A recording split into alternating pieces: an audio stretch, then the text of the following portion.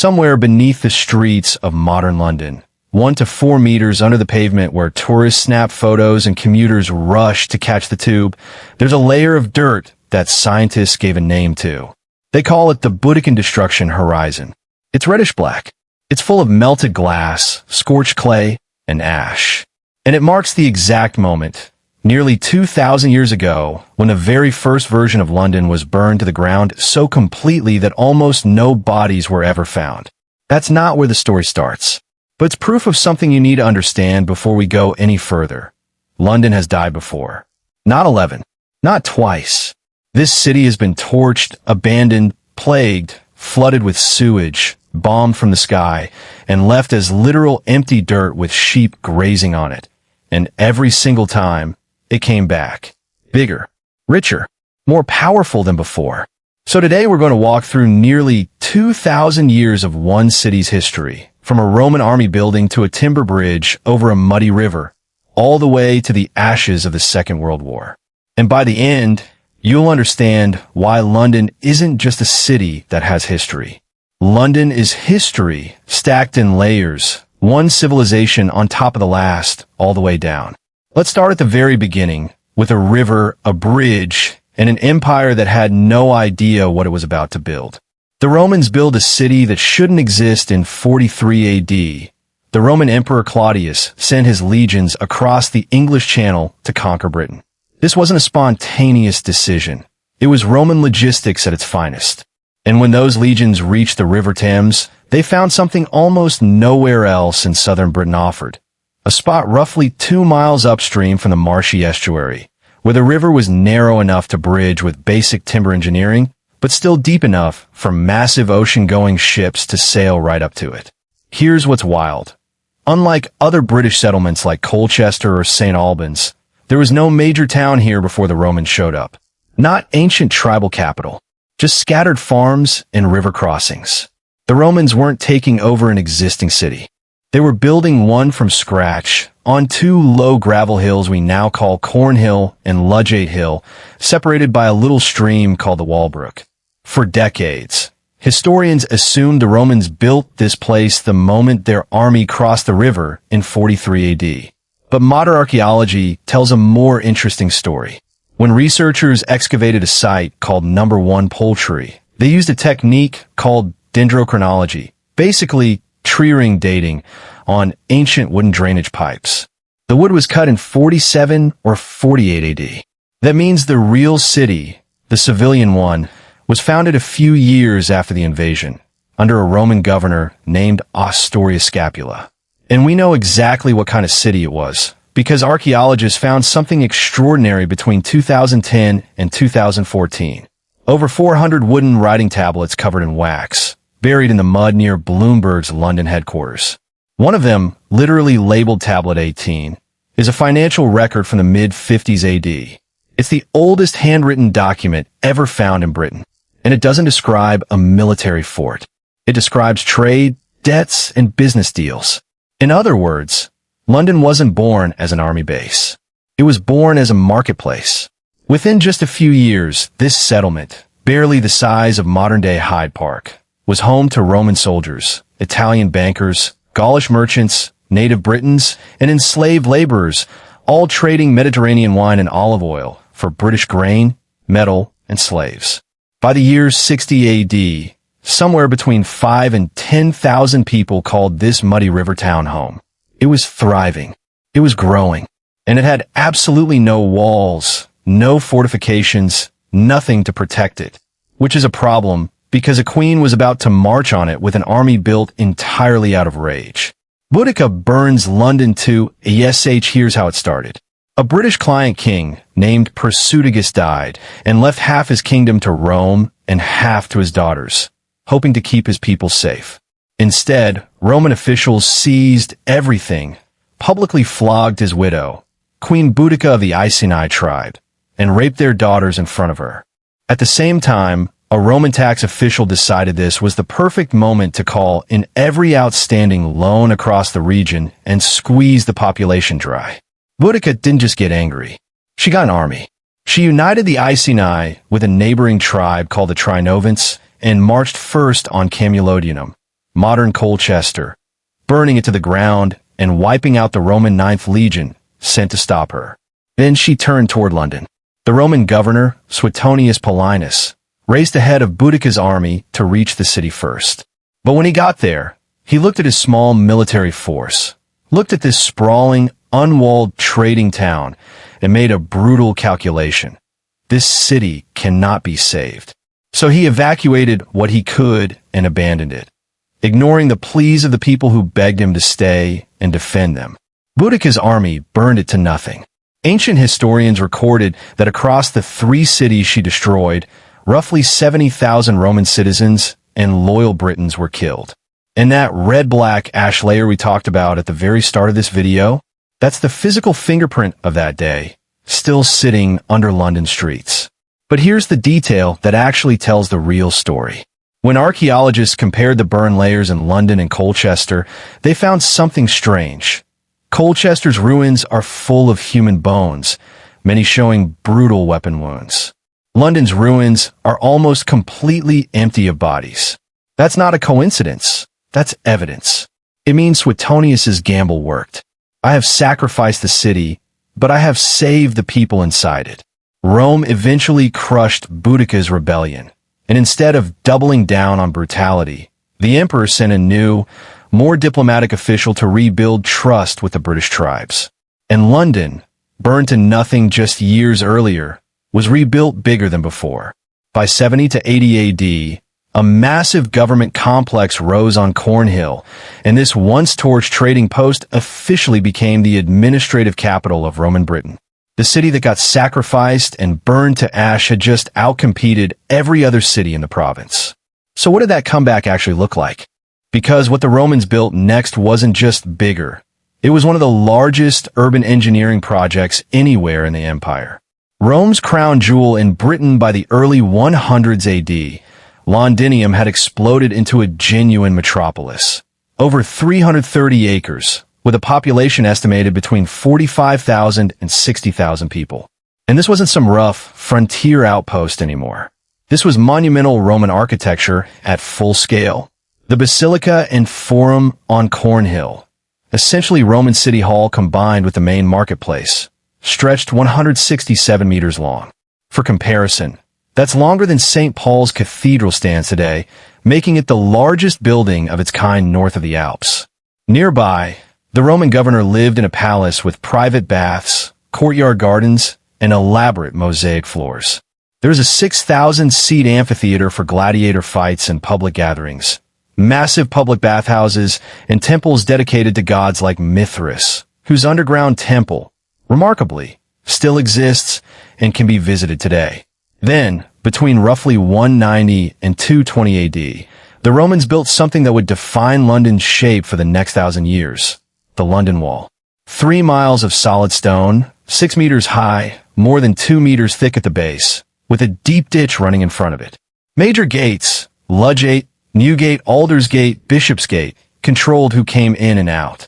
This wall was so effective that even centuries later, medieval Londoners would still be using its gates and building against its stones.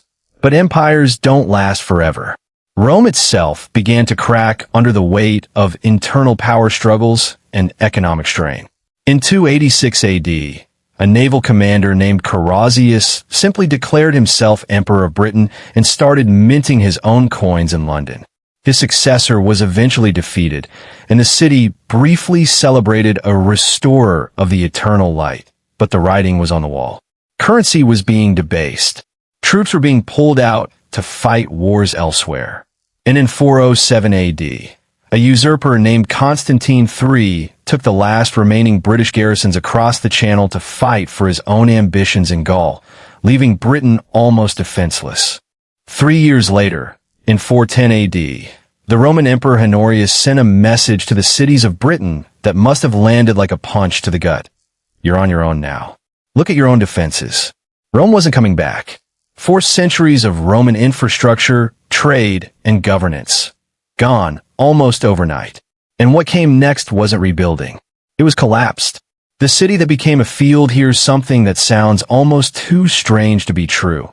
After Rome abandoned Britain, the great walled city of Londinium, with its basilica, its bathhouses, its amphitheater, was essentially left to rot. And archaeologists can prove it, because when they dig through the layers dating from around 450 to 600 AD, they find something called dark earth. It's a thick, unstratified layer of dirt sitting right on top of old Roman floors. Translation: people weren't living in these Roman buildings anymore. They were farming on top of the ruins, or grazing animals, or building crude timber huts where marble floors were used to be. The population, 11 tens of thousands of strong, dropped to just a few hundred people, maybe less. But here's the twist. The Anglo-Saxons who eventually settled the area didn't move back into the old Roman walls. They built an entirely new town about a mile to the west, along the open riverbank, in what's now the Strand and Covent Garden area. They called it Londonwick. And unlike the stone-built Roman city, this was a settlement of timber buildings, glass workshops, and bone-carving yards, trading actively with merchants from what's now Belgium, France, and Germany. At its peak, between 10,000 and 12,000 people lived there. For roughly 2 centuries, Londonwick thrived as an open, unwalled trading town, which, if you've been paying attention to this story so far, should immediately make you nervous. Because an unwalled trading settlement sitting right on an open riverbank is exactly the kind of target that attracts people who arrive by ship, armed, and looking for easy plunder. Vikings, King Alfred, and the rebirth of London, the Vikings hit Londonwick hard, and they hit it more than once. In 842 AD, a massive Viking fleet burned the settlement and slaughtered its people. Just 9 years later, in 851 AD, an even bigger force, 350 Danish ships, stormed the town and crushed the local Mercian defenders.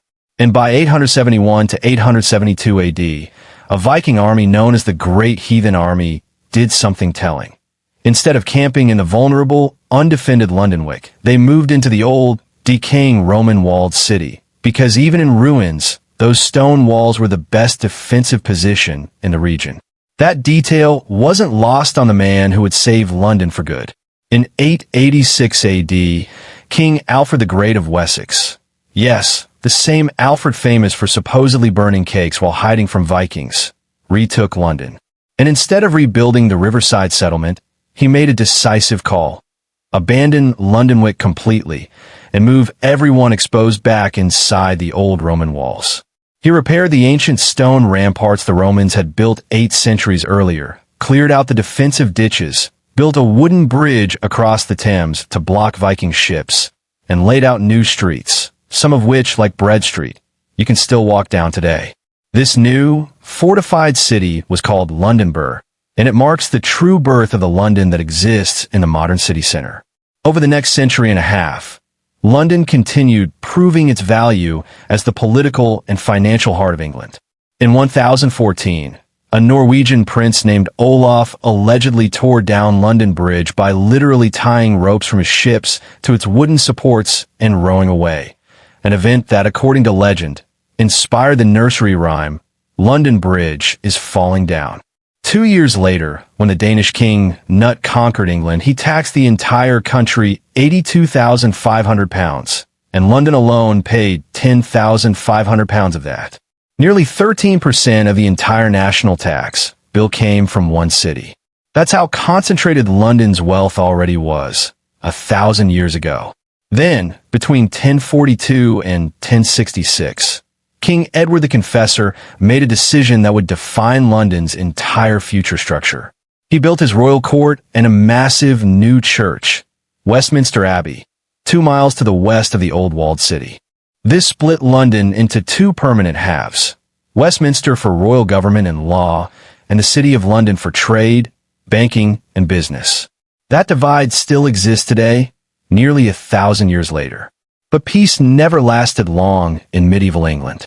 Because in 1066, everything was about to change with one battle, one crown, and one new ruling family determined to make sure London never forgot who was in charge. William the Conqueror and the medieval boom after King Harold II died at the Battle of Hastings in October 1066. William, Duke of Normandy, marched toward London. When Londoners tried to hold the bridge against him, William burned the surrounding area, cut off the city's food supply lines, and waited. Eventually, London's leaders realized resistance was pointless and surrendered. William was crowned king at Westminster Abbey on Christmas Day, 1066. But he knew London's citizens were proud, independent, and dangerous if provoked, so he played both sides.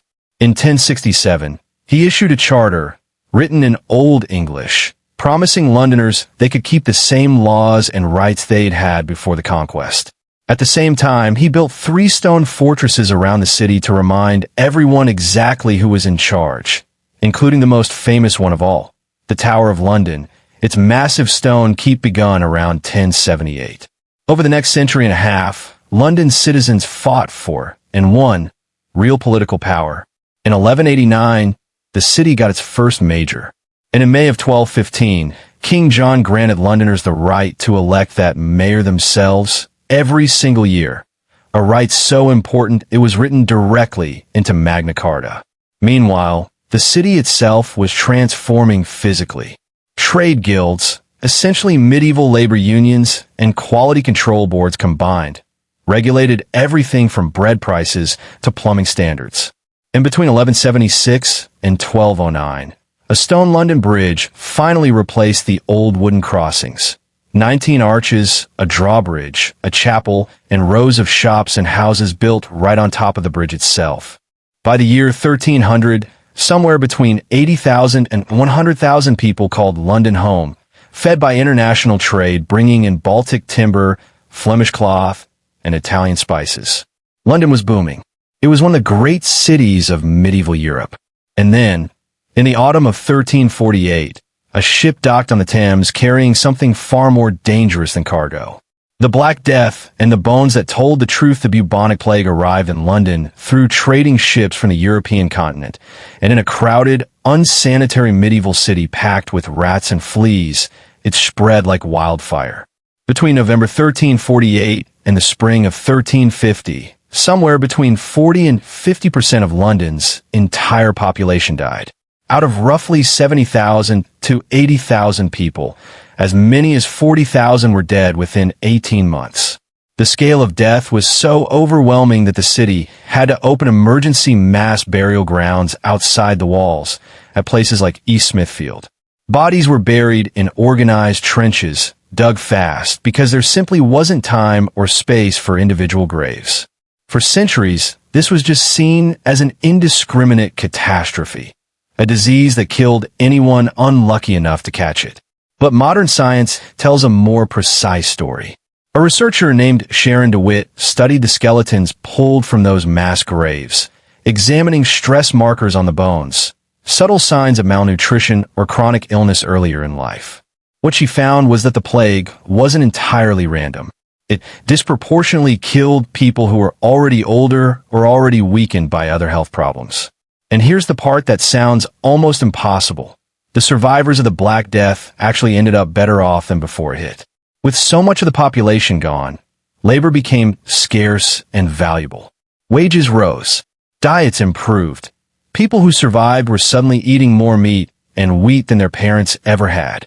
Fewer mouths to feed meant more resources per person. But that silver lining came with serious tension.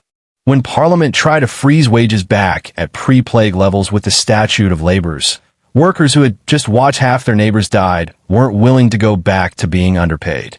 That resentment simmered for 30 years and finally exploded in 1381, when a rebel leader named Wat Tyler marched an army of angry peasants straight into London, ransacked a royal palace, stormed the Tower of London, and executed the Archbishop of Canterbury. London had survived its deadliest disaster yet. But the next major transformation wasn't going to come from disease or rebellion. It was going to come from a king who decided to tear apart the church itself. Henry VIII and the Tudor explosion. When Henry VII became king in 1485, London began a period of explosive growth. But the real turning point came under his son, Henry VIII, who, driven by his infamous need for a divorce and a male heir, broke away from the Catholic Church and between 1536 and 1540, dissolved England's monasteries. Before this, Religious institutions owned roughly 30% of all land within London. Henry seized it and sold it off to merchants, courtiers, and trade guilds almost overnight. Old monastery buildings were converted into private mansions, workshops, and tenements. Meanwhile, some of these seized institutions were repurposed by the city itself into hospitals. The origins of famous London institutions like St. Bartholomew's Hospital still trace back to this moment. The population numbers tell the story on their own. London had roughly 50,000 residents in 1500.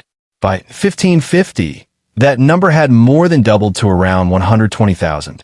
By 1600, it had reached 200,000, a fourfold increase in a single century, spilling out beyond the old Roman walls into neighborhoods like Shoreditch and Southwark. In 1566, a financier named Sir Thomas Gresham founded the Royal Exchange, modeling it after a similar institution in Antwerp and cementing London's rise as a serious European financial power. And because city regulations banned theaters from operating inside the old walls, London's entertainment districts sprang up just outside them, along Bankside and Southwark, where in 1599 a company called the Lord Chamberlain's Men built a new playhouse, the Globe Theatre, home to the plays of a guy you might have heard of, William Shakespeare. London was rich. London was creative. London was growing faster than almost anywhere in Europe. But the 17th century was about to hit this city with 3 disasters in a row: a civil war, a plague, and a fire, each one worse than the last. Civil war, plague, and fire. London's darkest century during the English Civil War, London threw its full financial and logistical weight behind Parliament against King Charles I. When Royalist forces advanced after an early battle in 1642, Londoners didn't wait to be attacked. They acted. Between March and June of 1643, as many as 20,000 ordinary citizens, organized through the city's trade guilds, built an 11-mile ring of earthworks and forts around London, Westminster, and Southwark, called the Lines of Communication. 23 separate forts guarded every major road into the city. That crisis passed, but 2 much older enemies were about to return. In the spring of 1665, bubonic plague broke out again, the last major outbreak London would ever suffer. Infected households were locked inside for 40 days, their doors marked with red crosses. Official searchers of the dead combed the streets. Officially, just under 69,000 deaths were recorded, but modern historians estimate the real toll topped 100,000 people, roughly a fifth of London's entire population. The diarist Samuel Pepys walked those empty streets himself, writing down what he saw: abandoned houses, tolling church bells, and carts hauling bodies away in the middle of the night. Then, just 1 year later, on the night of September 2nd, 1666, a fire broke out in a bakery on Pudding Lane. It should have been contained. Instead, strong winds, a summer-long drought, and streets packed with wooden, tar-coated houses turned it into an uncontrollable firestorm. The mayor hesitated to order the demolition of buildings that could have created a firebreak, and by the time the king himself took charge, it was too late to stop the spread. When it finally burned out 4 days later, the numbers were staggering. 436 acres destroyed, roughly 80% of the old walled city. Over 13,200 houses gone. 87 churches, the Royal Exchange, and Old St. Paul's Cathedral, all reduced to rubble. Total damage was estimated at £10 million, an almost incomprehensible sum for the era. Architects pitched grand plans for wide Parisian-style boulevards and geometric plazas. Land ownership disputes and the urgent need to get the economy running again killed those dreams. Instead, the old medieval street layout was kept, but a new law mandated that everything be rebuilt in brick and stone instead of wood.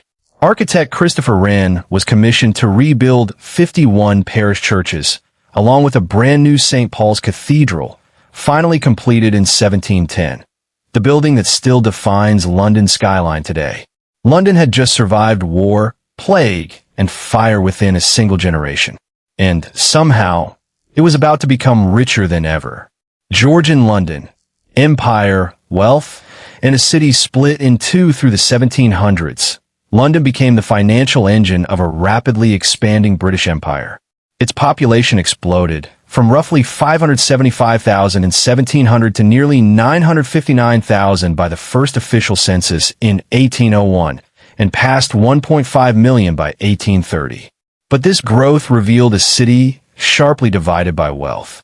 In the West End, developers built elegant residential estates around planned squares in neighborhoods like Mayfair and Bloomsbury. Uniform brick townhouses with classical fronts, built for the wealthy.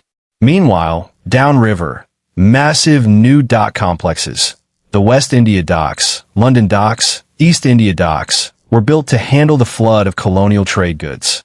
The East End around these docks became a dense, working-class district packed with dockworkers, sailors, and craft immigrants-men. Institutions founded in this era still shape the global economy today. The Bank of England, established back in 1694, managed the national debt and stabilized British currency. Lloyd's Coffee House became the birthplace of modern marine insurance. And this rapid, chaotic growth came with rising crime and social unrest. The gin craze of the early 1700s devastated the working poor with cheap, mass-produced alcohol, and in 1780, anti-Catholic riots, known as the Gordon Riots, saw mobs burn down a prison and attack the Bank of England itself, leaving 285 people dead before the army restored order. That chaos eventually forced reform. In 1749, magistrates created London's first professional police force, the Bow Street Runners. And in 1829, Home Secretary Robert Peel established the Metropolitan Police Service, the direct ancestor of every modern city police department you can think of. London had built the financial infrastructure to run a global empire. But its own streets were, quite literally, drowning in filth. And that filter was about to trigger one of the greatest engineering projects in human history. The Victorian city. Cholera, sewers, and the underground under Queen Victoria, London's population emerged from 1.9 million in 1841 to a staggering 6.5 million by 1901, making it, without question, the largest city on Earth. But that growth outpaced the city's basic infrastructure in a horrifying way. Human waste emptied directly into cesspools and streams that fed straight into the Thames, the same river Londoners drank from. Between 1831 and 1854, for separate cholera outbreaks killed over 30,000 people. In 1854, a doctor named John Snow finally cracked the mystery by mapping cholera cases in Soho and tracing them back to a single contaminated water pump, one of the founding moments of modern epidemiology. But it took an environmental disaster to force real change. During the brutal summer of 1858, raw sewage decomposing in the Thames created a stench so overwhelming, known to history as the Great Stink, that it drove members of Parliament out of their own chambers. Parliament finally funded engineer Joseph Bazalgette to fix it. His solution was staggering on scale. 82 miles of brick-lined sewer tunnels, diverting waste away from the city entirely, powered by massive pumping stations. To cover these new sewers along the river, Bazalgette built the Victoria, Albert, and Chelsea embankments, reclaiming land from the Thames and creating the riverside roads Londoners still walk today. Cholera in London ended completely. At the same time, London was solving a different problem. How do you move millions of commuters every single day? The answer, in 1863, was the Metropolitan Railway, the world's first underground railway line, running steam trains beneath the streets between Paddington and Farringdon. By 1890, London had gone even further, opening the world's first deep-level electric underground line. But behind this engineering triumph, deep poverty still celebrated. In 1888, the unsolved murders of 5 women in Whitechapel by a killer known only as Jack the Ripper exposed just how desperate conditions were in the East End slums. A social researcher named Charles Booth responded by literally mapping every street in London by economic class. And those findings helped push the newly formed London County Council to build some of the first public housing estates in the world. London had modernized faster than any city in history. And as the 20th century dawned, it stood at the absolute center of a global empire. That empire, though, was about to be tested by a war fought with weapons no city had ever faced before. Bombs dropped from the sky. World War I. The first bombs from above by the early 1900s. London governed an empire spanning a quarter of the globe and roughly 400 million people.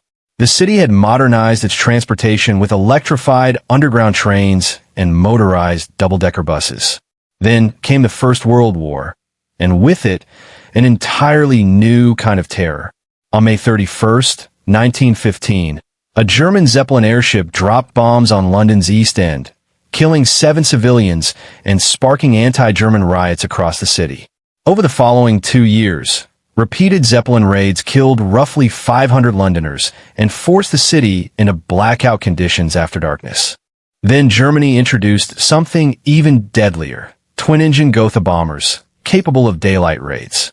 On June 13, 1917, one such raid killed 162 people in a single day, including 18 school children in a direct hit on a school in Poplar.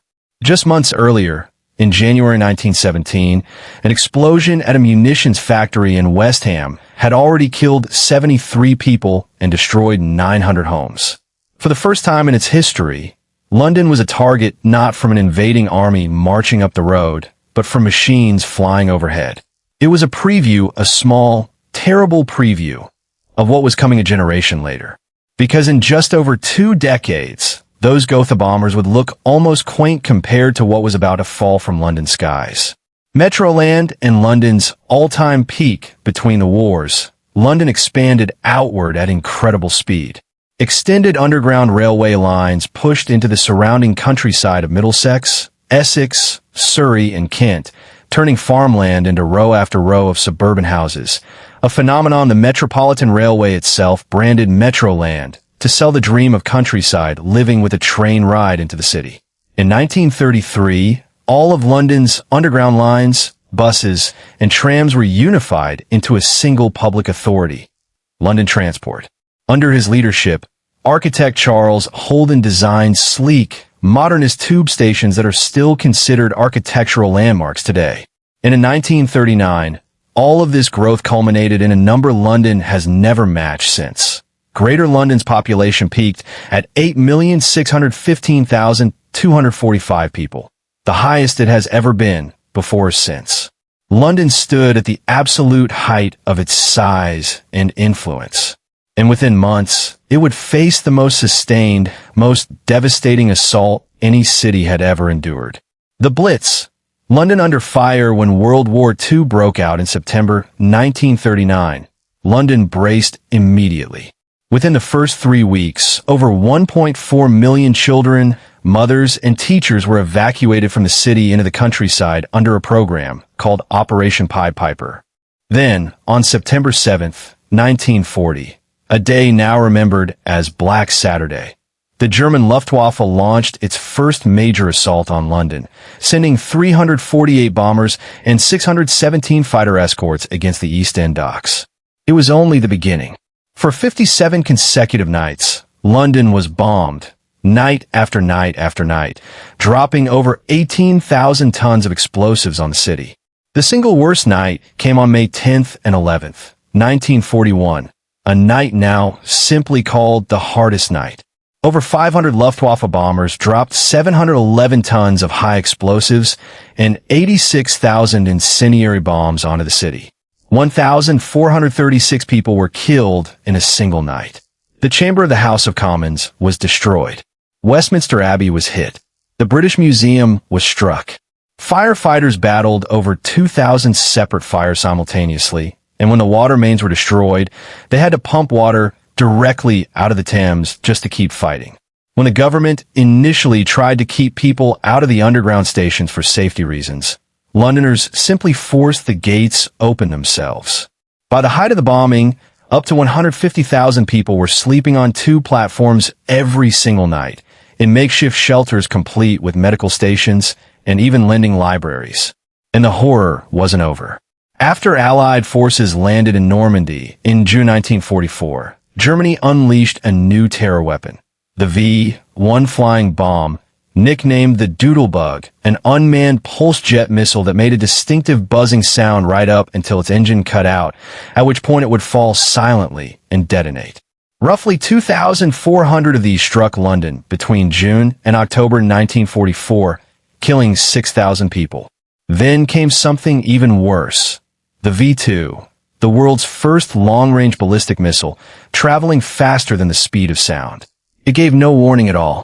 And yet, on May 8th, 1945, V-Day, over 500,000 Londoners gathered in Parliament Square and outside Buckingham Palace, celebrating with Winston Churchill and King George VI as the war in Europe finally came to an end.